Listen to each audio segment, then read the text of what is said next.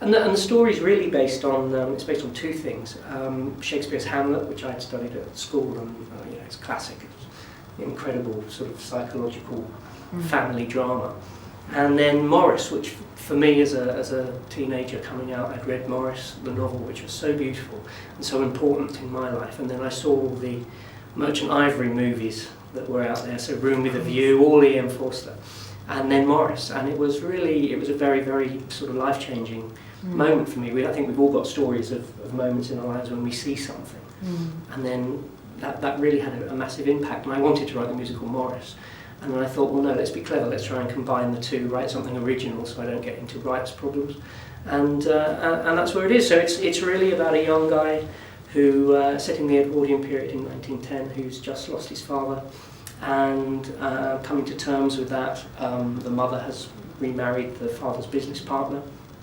and we're in this sort of upstairs, downstairs Edwardian household where there's all the fun going downstairs with the housekeeper that Nancy plays, and then the maid and the servant, and then all the dramas going on upstairs with the death and two parents who don't seem to care very much. Did you find in your process that once you actually started writing that, and once you had your themes set and a loose your plot, did you find it an easy process to write? Yes, I did. I mean, it's writing. With Kieran, we write at a distance, so we sort of write backwards and forwards, and that has its upside and downside. But it's often when you get that spark when you suddenly get something crazy. You're on the phone at 3 o'clock in the morning, phoning and going, "What about this?"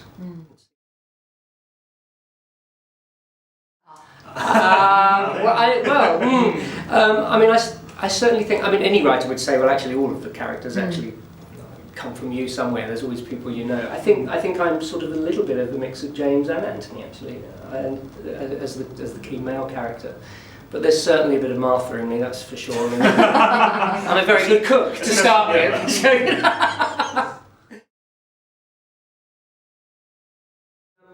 I think we all associate with a period of time that we wish we'd have been born in, or for any of us who believe that we might have had another life, what was the last one? And I kind of always felt Edwardian feeling. I kind of liked the idea of it. But also my very first musical I directed was a musical about Oscar Wilde.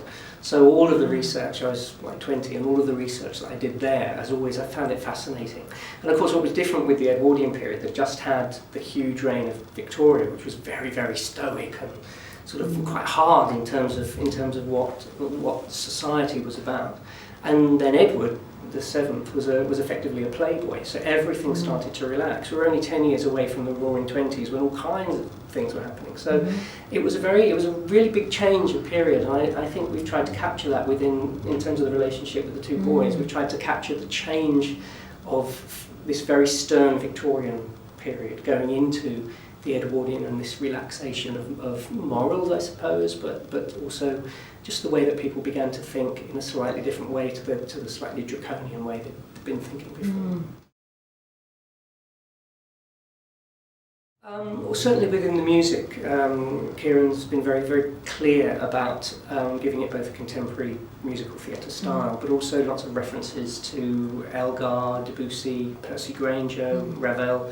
So there's all these kind of, there's a song that the boys sing in Act 2, the opening of Act 2, which is the old school song of the university they've been at.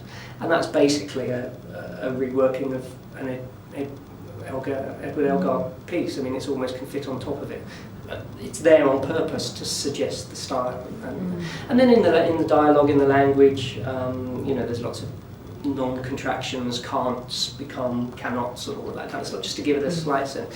But with the younger characters, we have contracted, so that sort of suggests the future of where language might go. So you've got old world and new world language coming backwards and forwards. Are you continuing? Is the piece evolving, or have you locked it down now? Have you kind of locked it down? No, it can't be locked down. It's the first time we're doing it. We have a very short rehearsal period, so inevitably that will slightly challenge how much time we can be flexible. But we've had lots of readings and 2 workshops as well.